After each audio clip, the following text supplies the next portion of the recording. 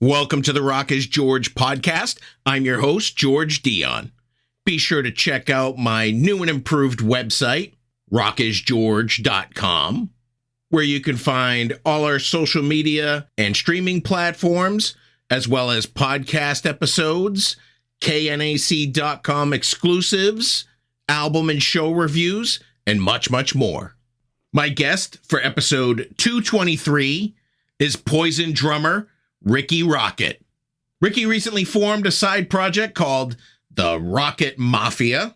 It features Brandon Gibbs on vocals, Mick Sweda on guitar, and Bryan Kimes on bass. RIKKI is also set to release his memoir entitled Ghost Notes on July 15th, 2025. And here's RIKKI ROCKETT to tell you more about it. Well, today we are talking about your latest project, the ROCKETT MAFIA. Why don't we start with how this project came to be? Believe it or not, it started with I was doing a motorcycle ride for the Distinguished Gentleman's Ride is what it is. It's a worldwide ride every year. And it's basically cities that work with the organization will host rides, and it'll be Sydney, Australia, New York City, Los Angeles, Boston, I mean, everywhere across the world, literally. And so I'm one of the co-hosts, and the guys asked me, they said, we've never had entertainment. What would you think about putting together some entertainment? And I said, you mean me? And they said, yes, you. And so I had filled in for Chevy Metal, Kenny Aronoff and I did at one gig. And so I called those guys up and I said, I need a band like really quick. I don't have time. And then I called Brandon from who was with me in Devil City Angels. He was a singer. And I said, I'll use him. And I put this thing together really quick. I mean, we did cover songs. And we had so much fun doing it. I said, I'm going to go put together my own version of this, that is for longevity, because Chevy Metal. So I asked my manager and I said, is this a bad idea? Is it a good idea? What do you think? I think it'll be great. As long as it doesn't get in the way of Poison, why not? And so I kind of went off to the races with that. And originally it was just like this idea of let's just do covers and, maybe this guy's playing bass this week, but I kind of I'm a band guy. You know what I mean? I like a band's like a gang to me. You know what I'm saying? And with that idea, I went with the ROCKETT MAFIA, where we're really here to do business. You know what I mean? We like really take it serious, but serious fun, I guess is the best way to say it. We take our fun serious. And so we just been having a good time with it. We recorded a cover of I Think I Love You that the Partridge Family did back in the day. Dissected that, reimagined it as a hard rock song. Mick calls it sugar pop demonic. And we've just been having a really good time with it. So that's what's going on. Well, let's talk about the single that you have out, I Think I Love You, a much trippier version than the happy-go-lucky song that we know from the Partridge Family, written by Tony Romero and performed by David Cassidy originally. Partridge Family had a big influence on a lot of guys that grew up in the 70s and musicians that grew up in the 70s. So I imagine that's kind of why you went there. Yeah, of course. I mean, you had to love it. And, I met David Cassidy actually one time at I think it was an award show. Maybe it was MTV, I believe, or maybe it wasn't the Grammys. I think it was MTV. And I just talked to him briefly. He was a super nice guy. I said, you'd never have gotten the credit you deserve, because I know that it got overshadowed, by the Partridge Family and that being silly or goofy or whatever. And I think he really appreciated that. I didn't go into all that detail. I just said, I don't think he got the credit you deserve.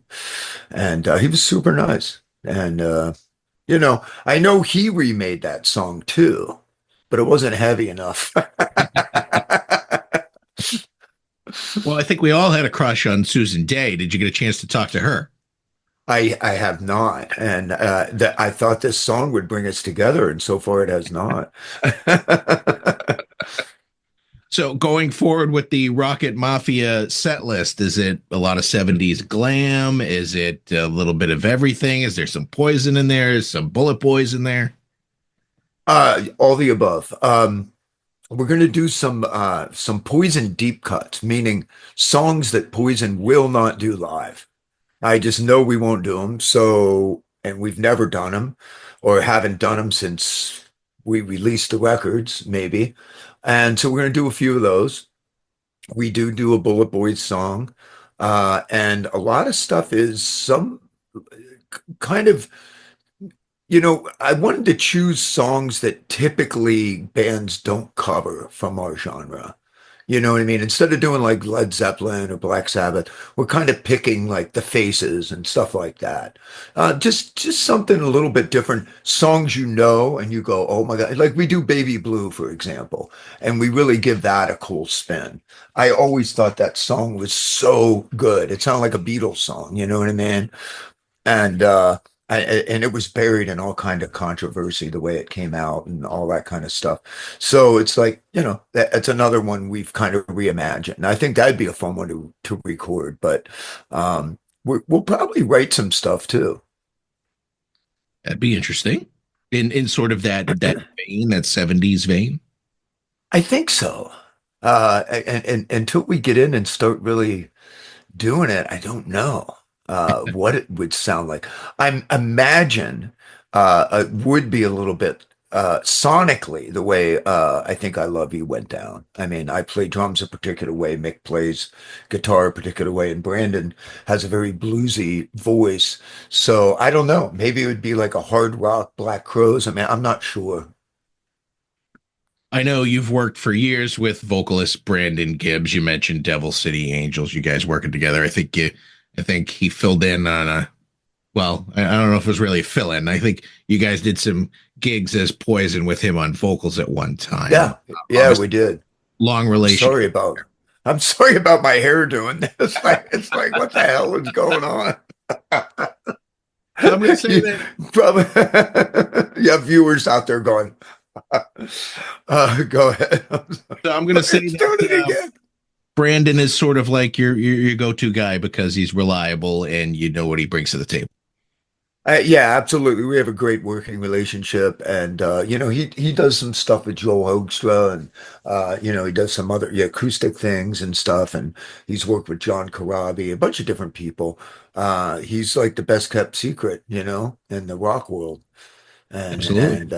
and I got him for this, so Had you ever worked with Mick in the past? I've never worked with Mick, regrettably so, because he is a monster guitar player. I mean, really great.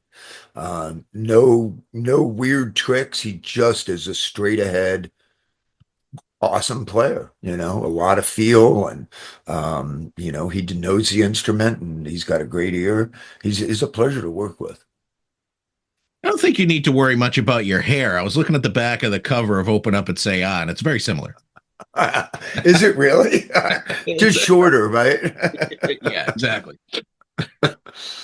Now, I couldn't find much information on your bass player, Bryan Kimes or Kimes. Kimes, yeah. He's a back east guy, well, Maryland, and we know tons of the same people, but never knew each other.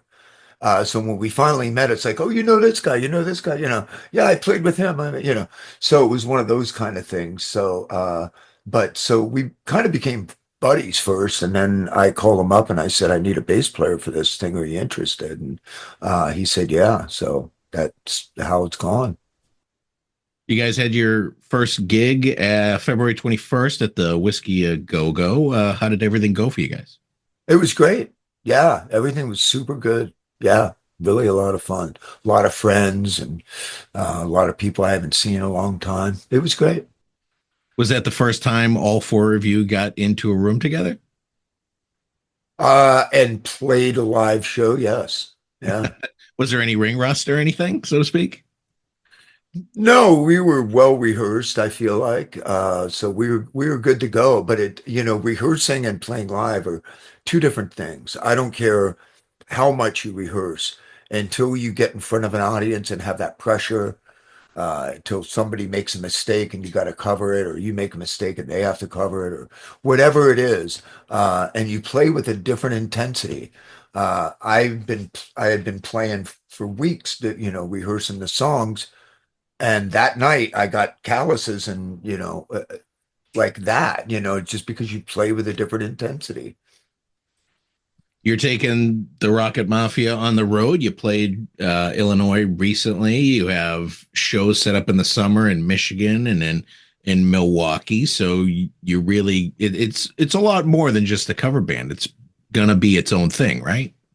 Yeah, we just really want to get out there and kind of play some of the festivals and amphitheaters and stuff like that. And I mean, who wouldn't? You know what I mean? I love to tour. I've said this before.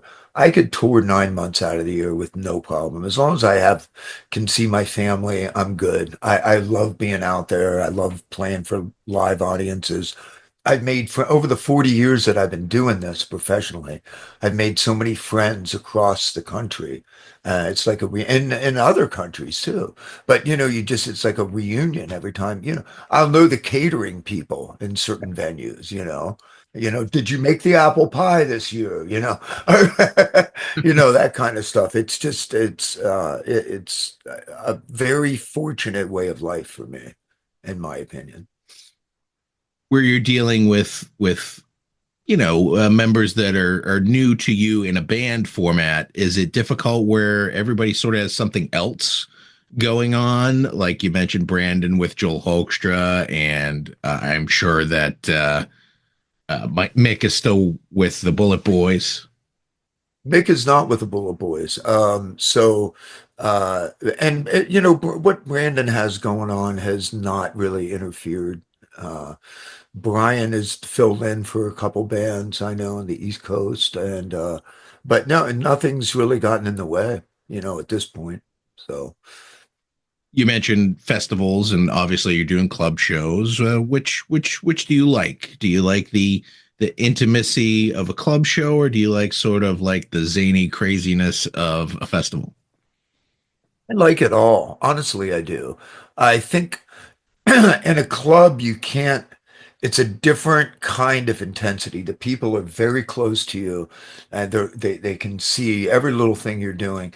In a big open air concert or arenas, you have to overdo everything you're doing. You're playing and you're really showing big moves, and it's more energy, but in a different way. Um, and so I'm like the drummer at the wrong gig if I'm doing what I do in an arena in a club. you know. uh, but it's a different kind of energy in a club. I mean, I still give it everything I have, but it's a different focus. So the the core of the Rocket Mafia reminds me of your 2009 solo album, Glitter for Your Soul. Feel like it's sort of in the same vein, music wise, kind of the songs that you covered on that album. Would you say that's accurate? No, not really. Honestly, that was very a chunk of glitter rock more than anything. That record, Rocket Mafia, not so much. It's just a lot of the hits we grew up with, that we've chosen. But now, like I said, we're branching off and doing some of the deep Poison cuts, because we've been asked about it a lot. I mean, I get all the time, will you do some Poison stuff? Or what Poison stuff do you want? Whatever you don't do with Poison live, that's what we're interested in. So it only makes sense. And Brandon called me up and he goes, well, I don't know why we're not doing it. And he goes, I'm up for it. And so it just totally makes sense. So we're gonna choose a few songs and see how that goes. I saw that you were recently inducted into the Metal Hall of Fame alongside Dimebag Darrell, Tony McAlpine, Dangerous Toys, and others. So congratulations on that. Thank you. And I couldn't make it. I Oh, don't you know didn't if you make it? know about that. No, No. because we got that day, I that day the fires started, right? Oh, And we got evacuated. But the evacuation didn't happen immediately. You kind of stand by. So I'm looking at the clock going, I've got to leave here by 6 o'clock to get to Anaheim to do this Hall of Fame thing. And I got one bag packed to bail because of the fires and one bag packed to go to Anaheim. And I was just like, the last wire fire department, threw down the gauntlet and said, you guys got to go. So we took off, we kept going north. We finally wound up in, because we had animals with us. So I'm not talking about my kids. Uh, and so we finally found a place that we could have our animals, and we were there for 2 days. A police officer friend of mine called me up and said, I just went by the house. It's fine. I'd let everything air out another day and then yeah. come back. I felt totally, I slept that night, basically. That must have been scary just the same. Yeah, yeah, really. It comes fast, dude. I mean, people think, oh, well, I'm going to get it together. You don't have time. I mean, we went literally from seeing smoke on the horizon to not being able to see your hand in front of your face. The smoke got that thick that fast. It was like throw the cat in, grab the lizards. I mean, we bailed in two different cars so we could get everything, my wife and I. And yeah, it was nuts. I'm glad you made it out safe with Well, I'll tell you, man, kudos. I'm sorry to cut you off. I just wanted to say kudos to the fire department because we had fired a bit because the fires had started in another area a week before. We had tons of fire departments staked out in the Los Angeles area. So they were able to get this one under control very quickly because we had a ton of help. So it was like that. And I mean, had that not happened, I don't think this entire neighborhood would be here. I really don't. I I'm a first responder myself, so working hand in hand with the fire department Nice. over on this end, they're definitely brave individuals and they really know their stuff. So I was an EMT for 3 years. Oh, no kidding. Yeah, I was an EMT I think I got my credentials when I was 19.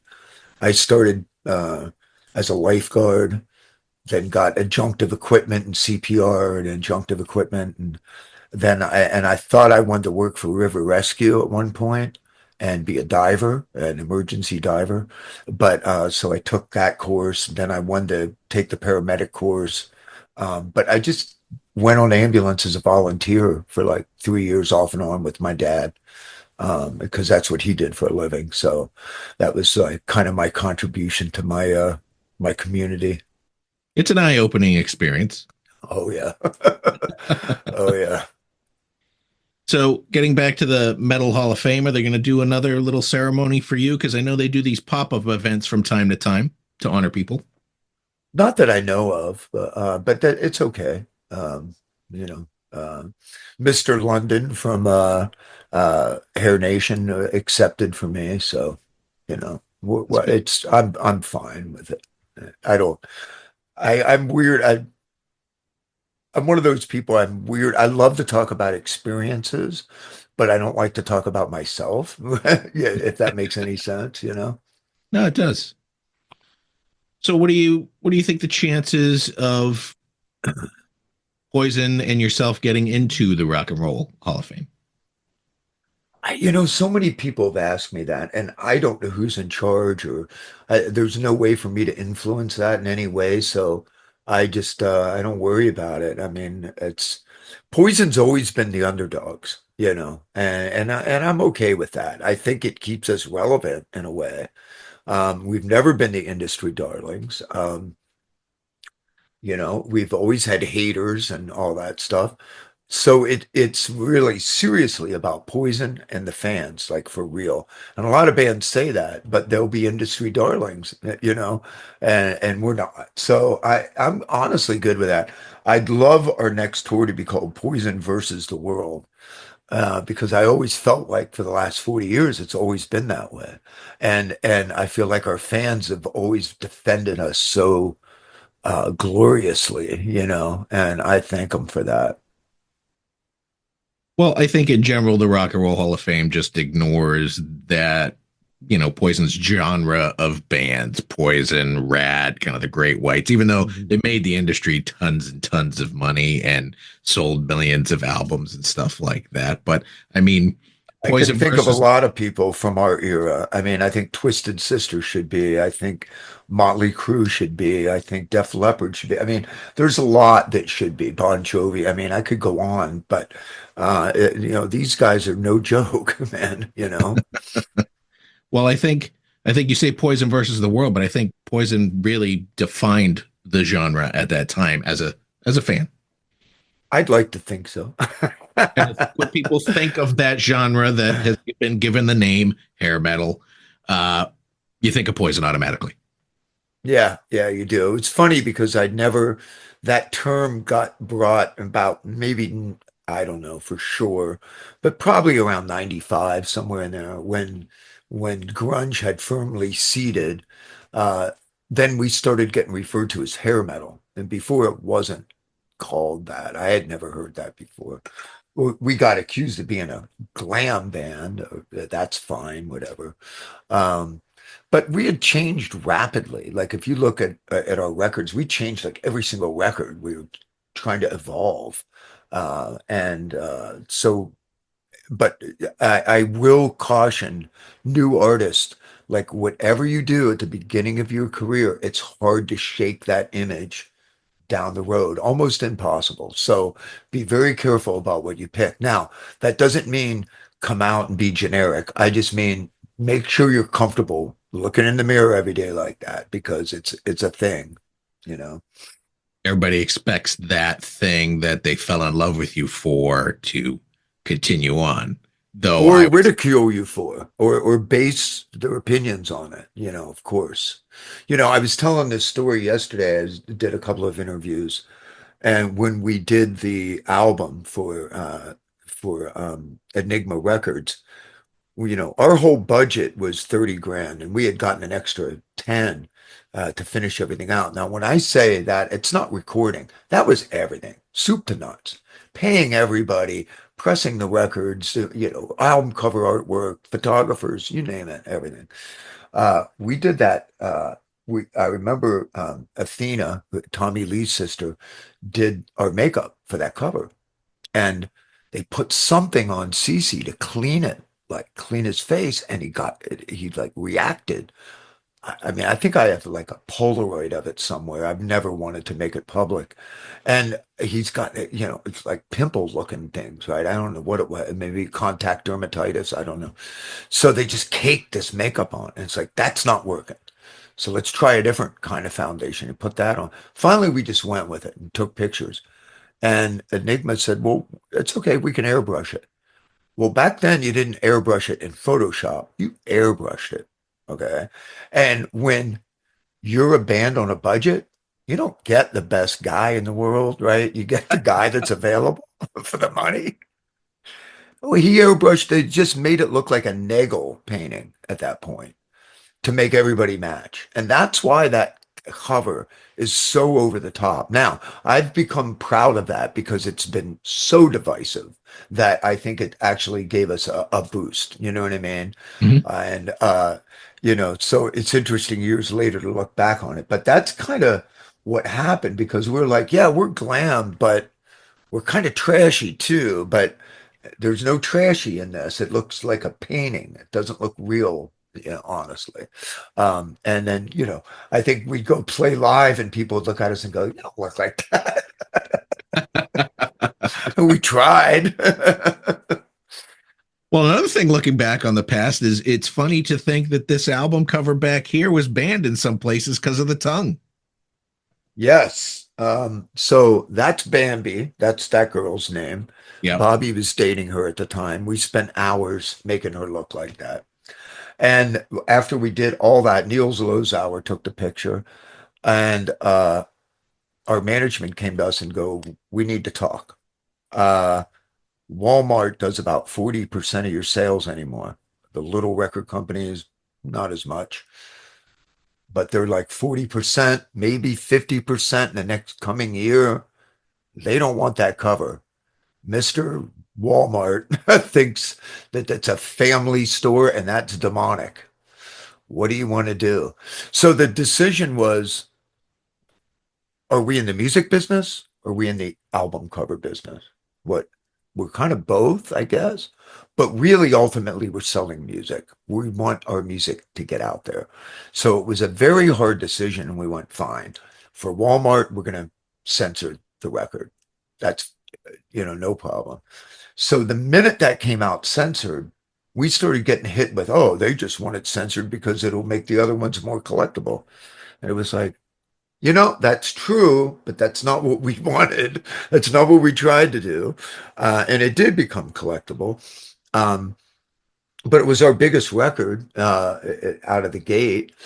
And it was, Walmart was, I mean, you'd go through. And by the way, cassettes and CDs were starting to come in and all that.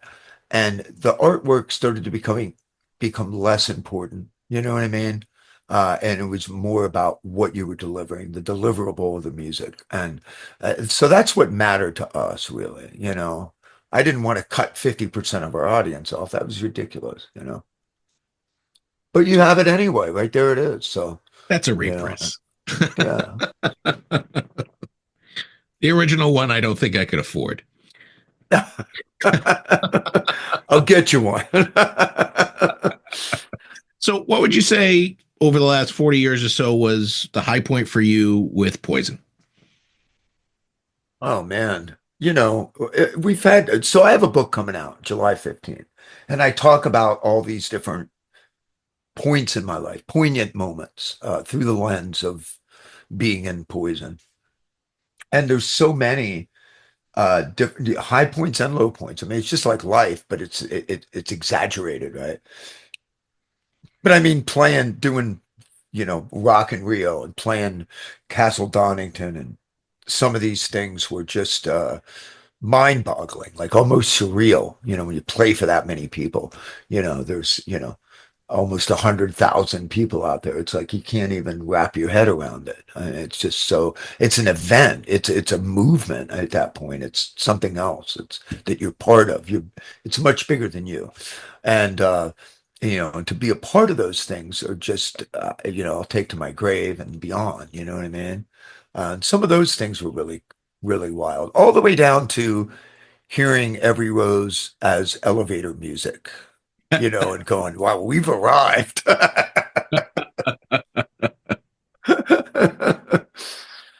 What does the future of Poison look like? I know everything's all about ROCKETT Mafia right now. What's the future hold for Poison?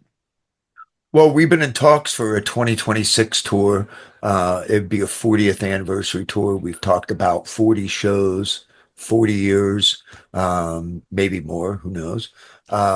I think Poison's kind of like on a 10-year plan. Like, let's make it the 50th anniversary. You know what I mean? So, but maybe we can do it. I hope so. I'm all for it. I have no reason to have Poison disband or go away. It doesn't make sense. Like, why?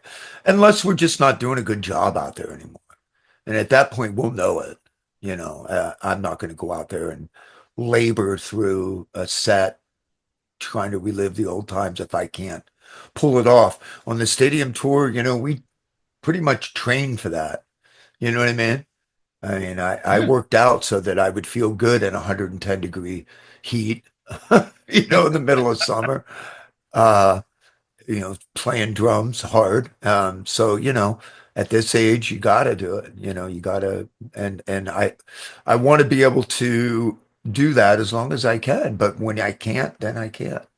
But the goal is to make it to 50. Well, Rikki, I want to thank you for taking the time today to talk to me about the ROCKETT Mafia, your you're out there touring the country, and I hope to see you on the East Coast sometime soon. And again, thanks for telling me more about it. Thank you very much. I appreciate it, man. Once again, I want to thank Rikki Rockett of the ROCKETT Mafia and Poison for coming on the Rock is George podcast. Be sure to check out the ROCKETT Mafia out on the road in the United States live. For all things Rikki Rockett, head over to his official website, rickyrockett.com. I also want to thank Melissa Kusarek of Moxie Promotion for making this interview possible. You've been great. I've been George Dionne. Discover your next favorite artist on the Rock is George podcast.